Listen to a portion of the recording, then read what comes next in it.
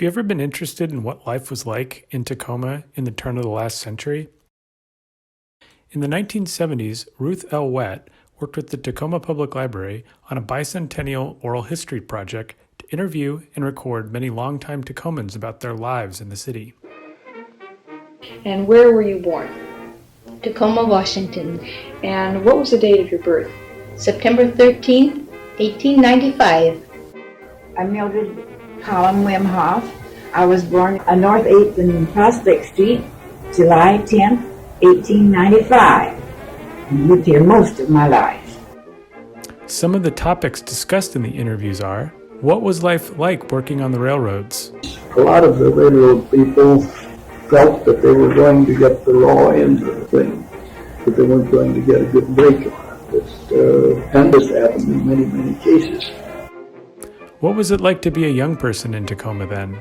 And on 4th of July, they always had a big celebration. And at the first 5 years of the stadium, they'd have different things. They had Susan, his band was there a couple of times, and they'd have fireworks.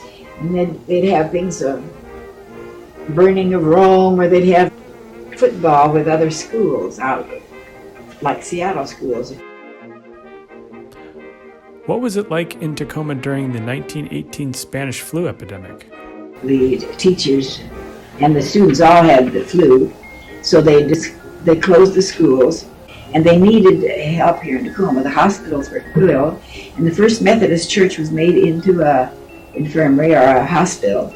So I went down there and I nursed at the First Church. We averaged 19 deaths a day. Oh dear. And that whole basement was just filled with beds of people that had the flu.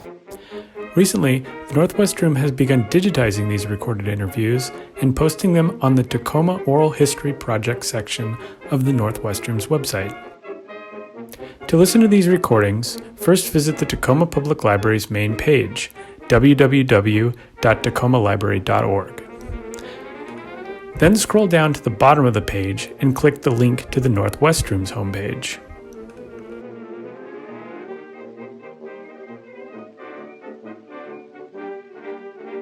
Once you are on the Northwest Room's homepage, click on the Tacoma Oral History on the right side of the page. This will take you to the collection. To browse the collection, scroll down below the image of the cassette tape and click Browse the Collection. Stay tuned for more recordings to be posted once the library reopens.